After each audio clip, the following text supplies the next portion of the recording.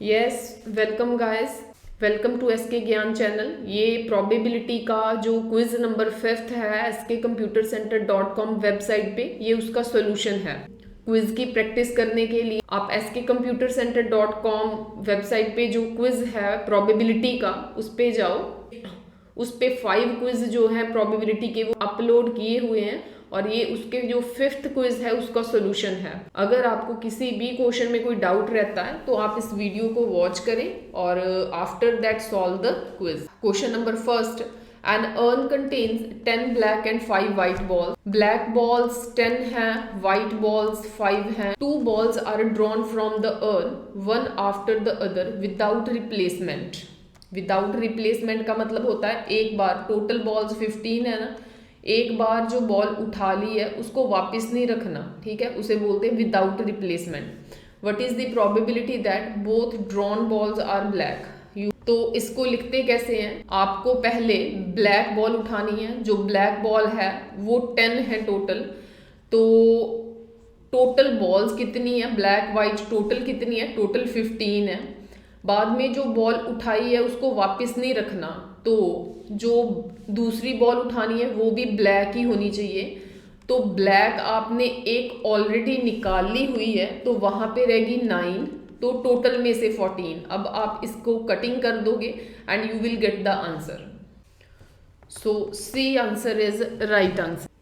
Question number 2, A speak truth in 60% cases and B in 90% cases.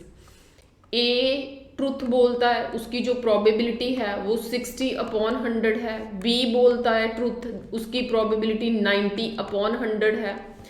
तो ए के झूठ बोलने की प्रोबेबिलिटी 40/100 होगी और इसके झूठ बोलने की, बी के झूठ बोलने की प्रोबेबिलिटी 10/100 होगी। In what percentage of cases are they likely to contradict each other? कितनी परसेंटेज होगी कि वो दोनों एक दूसरे को कॉन्ट्राडिक्ट करते हैं? हमें प्रोबेबिलिटी क्या निकालनी है? कॉन्ट्राडिक्ट की।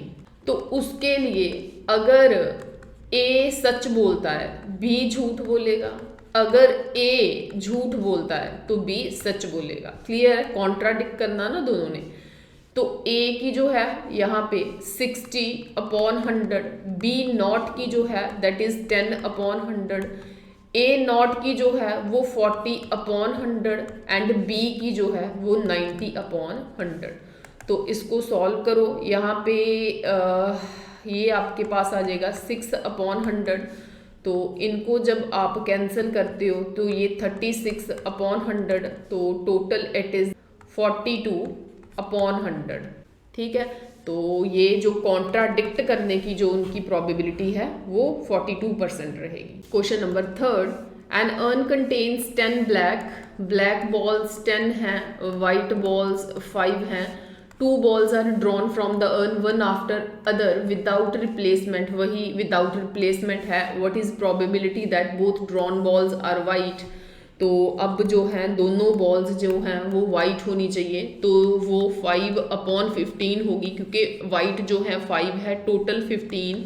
तो 5 में से 4 रहेगी, तो टोटल जो है वो 14 रह जाएंगी। अब आप इसकी कटिंग कर दोगे, 5 3 ज़ार 15, 2/7, तो इट विल बी 2/21। तो B answer is right answer. Fourth question, 3 groups of children contain respectively 3 girls and 1 boy. 3 groups हैं, this is group 1, group 2, group 3। 3 girls हैं, इस ग्रुप में गर्ल्स 3 हैं, बॉय 1 है। इसमें गर्ल्स 2 है, बॉय भी 2 है।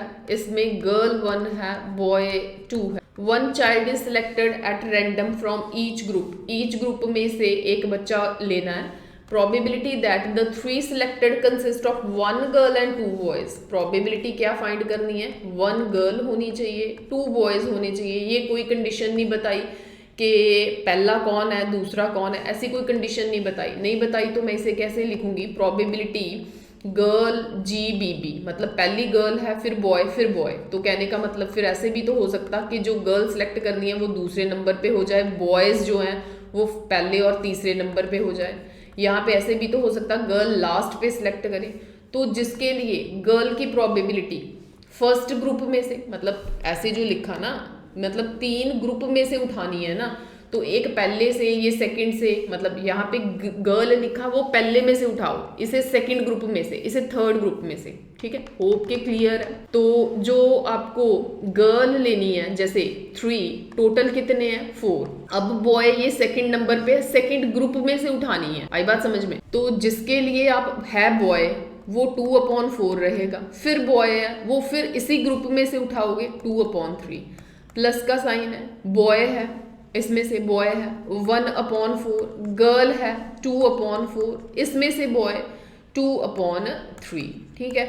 तो बॉय है इसमें 1/4, तो बॉय है इसमें 2/4, गर्ल है इसमें से 1/3। तो 3 से 3 कैंसिल, ठीक है।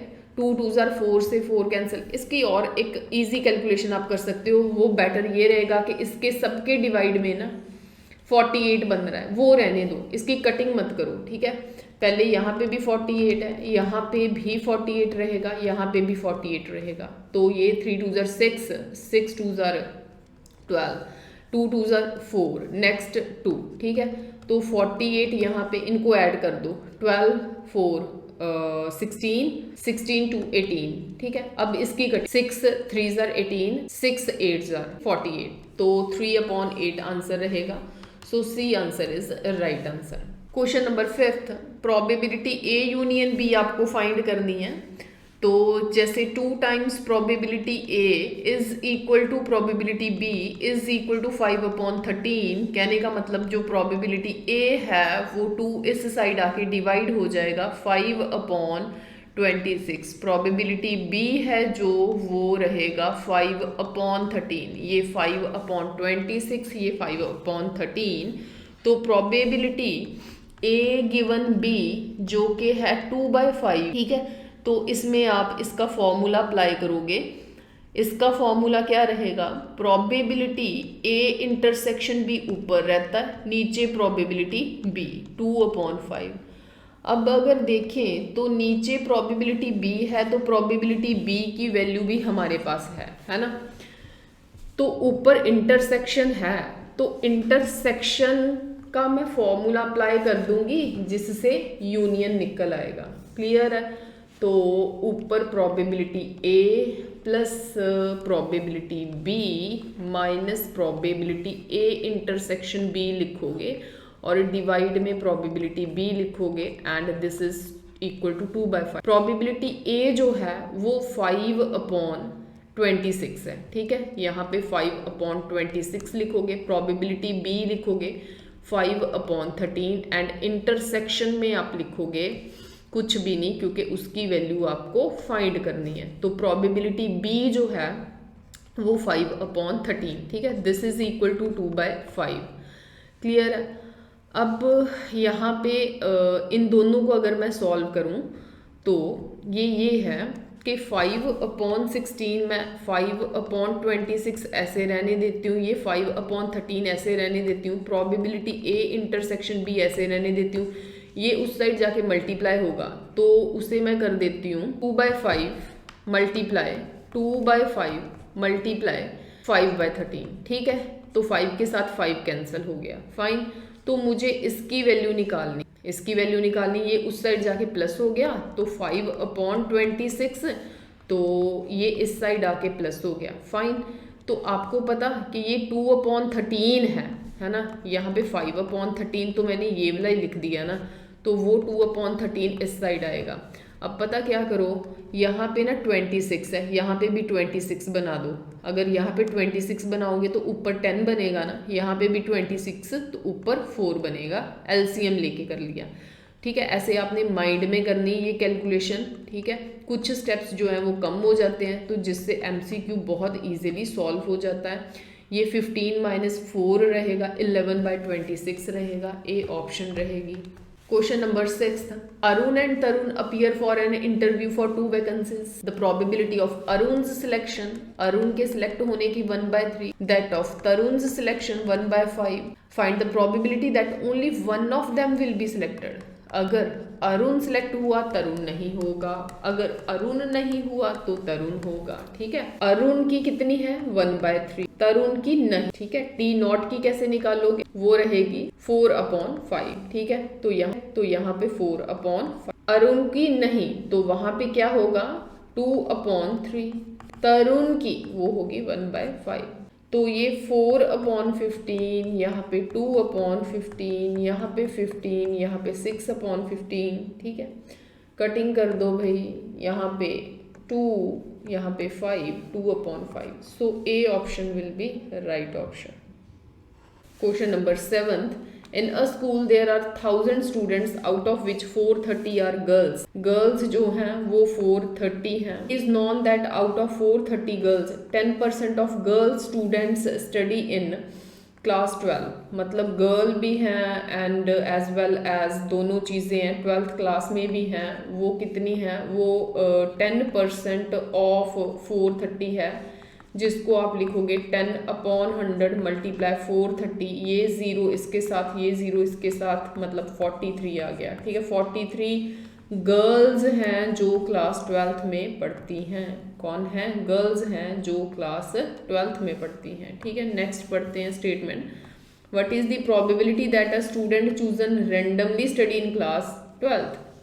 जो फाइंड करना है what is the probability that a student chosen randomly studies in class 12th। आपको फाइंड ये करना है, जो फाइंड करना उसे ए कंसिडर कर लिया जाता है। Given that chosen student is girl, जो गिवन होता है उसे बी कंसिडर कर लिया जाता है। ऐसा क्वेश्चन कंडीशनल प्रोबेबिलिटी का होता है। जो फाइंड करना होता है उसे मैंने ए कंसिडर किया और उसे ऊपर रखा, दूसरे वाले को नीचे रखा बी। क्लियर है, तो इसको लिखूंगी probability A intersection B upon में प्रोबेबिलिटी बी। तो प्रोबेबिलिटी ए इंटरसेक्शन बी जो है, ए था कि स्टूडेंट 12th क्लास में से सिलेक्ट हो, बी था कि वो गर्ल हो। 12th क्लास में हो, वो गर्ल हो, वो तो 43 है तो ऊपर 43 रखूंगी। तो प्रोबेबिलिटी बी है वो गर्ल है, तो गर्ल्स कितनी है 430 है, वो नीचे रखूंगी। अपॉन में टोटल 1000 आना, लेकिन वो मैंने लिखना नहीं है, वो मैंने आपको पिछली वीडियोस में बताया हुआ है कि वो कैंसिल हो जाता है। ठीक है, अपने कॉन्सेप्ट्स को पक्का करने के लिए पिछले 4 जो आपके पार्ट्स हैं उनको वॉच करें एंड उनके क्विज सॉल्व करें।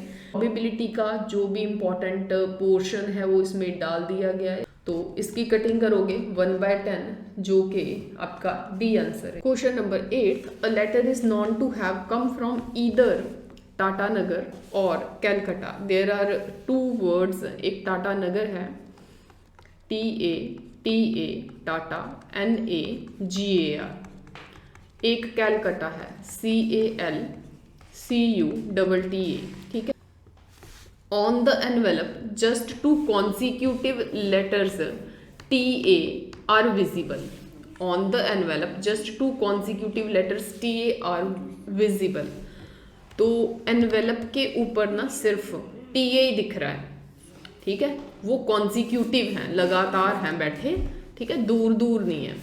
तो find the probability that the letter has come from Calcutta. जो लेटर है वो कौन से वर्ड से निकला है, कैलकाटा से निकला है। बेसिकली जब ऐसे 2 कैटेगरीज होती हैं, फाइन, उसको सिलेक्ट करना होता है। जैसे TA वो इसमें भी आ रहा है, इसमें भी आ रहा है, वो बायस थ्योरम का सम होता है, वो बायस थ्योरम का सम होता है। ठीक है, ये इसकी पहचान होती है।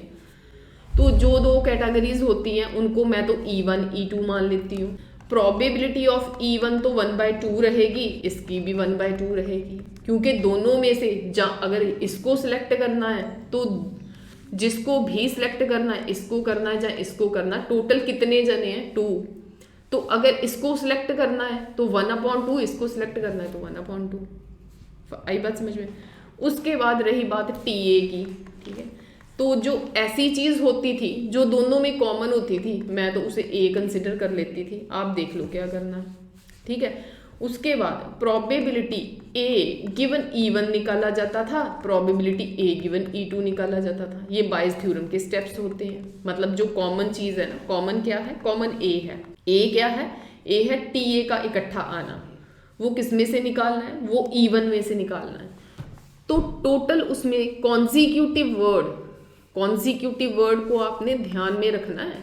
कॉन्सिक्यूटिव मतलब लगातार, टोटल उसमें कितने हैं देखें, 1, फिर ए टी के साथ 2, 3, 4, 5, 6, 7, 8, टोटल 8। लेकिन टी ए उसमें कितनी बार आ रहा है, इसमें तो 2 बार आ रहा है, 2/8। क्लियर है। इस साइड में आ जाओ, इसमें ए का मतलब क्या है, ए का मतलब है टी ए। टी ए कितनी बार मिल रहा है, मुझे तो 1 बार मिल रहा है।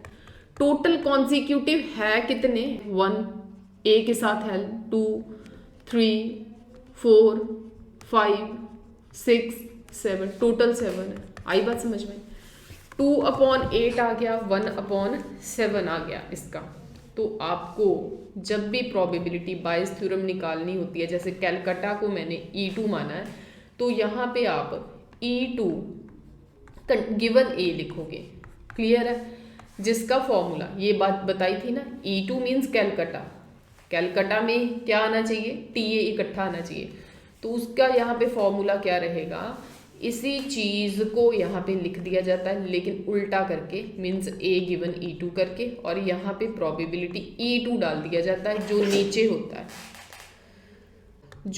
होता है। नीचे कौन है, E2, उसकी प्रोबेबिलिटी यहाँ पे लिख दी जाती है। सेम यहाँ पे सेम आप लिखोगे, यहाँ पे E2 लिखा ना, अब E1 probability A given E1, फिर प्रोबेबिलिटी E2 उसके साथ प्रोबेबिलिटी A गिवन E2। ठीक है, वैल्यू सब्स्टिट्यूट कर दो।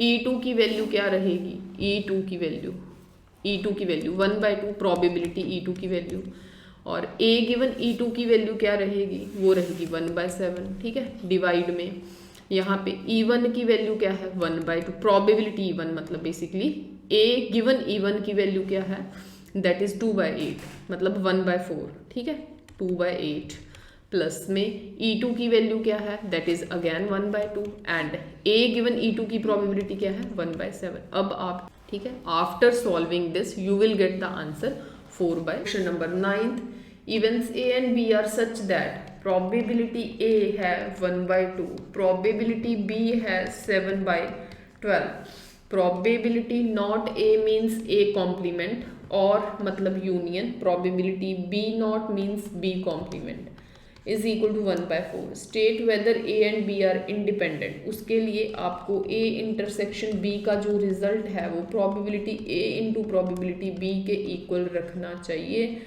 तो यहाँ पे प्रोबेबिलिटी A यूनियन की जगह पे आप इंटरसेक्शन कर दो, और ये जो कॉम्प्लीमेंट होते हैं वो सब के ऊपर डाल दिया जाता है। ठीक है, तो 1 minus probability A intersection B लिखोगे आप इसे। ठीक है, तो इसके लिए आपका जो है वो प्रोबेबिलिटी A इंटरसेक्शन B निकल आया, वो आपका रहेगा 3/4। क्लियर है। अभी आप probability A and probability B भी चेक कर लो। क्लियर है। अगर प्रोबेबिलिटी A आपकी 1/2 है तो B 7/12 है, तो वो 7/24 है, तो आपकी A इंटरसेक्शन B जो है वो 3/4 आई। क्लियर है। एंड इनकी जो प्रोडक्ट है वो 7/24 आई। ये दोनों इक्वल नहीं है, तो क्या ये इंडिपेंडेंट है? नो, ये इंडिपेंडेंट नहीं है। Question number 10, for a binomial distribution mean is 6 मतलब NP is 6 and standard deviation is √2 मतलब NPQ का अंडर रूट, ये स्टैंडर्ड डेविएशन होता है। अगर वेरिएंस लिखा होता तो सिर्फ आपने NPQ लेना था। क्लियर है। अब इसके रूट के साथ रूट कैंसिल, मतलब NPQ जो है वो 2 है। अगर NP की वैल्यू 6 है तो वहाँ पे आप 6Q इज इक्वल टू 2 लिखोगे, तो Q की वैल्यू आप 1/3 लिखोगे, तो P की वैल्यू जो है वो आपकी 2/3 रहेगी। ठीक है, तो इसका आंसर 1/3, 2/3, ये ऑप्शन लग रही है, ये लग रही है, ये लग रही है। ठीक है, ये तो बिल्कुल नहीं है क्योंकि 1/31 है, सो BC/D में।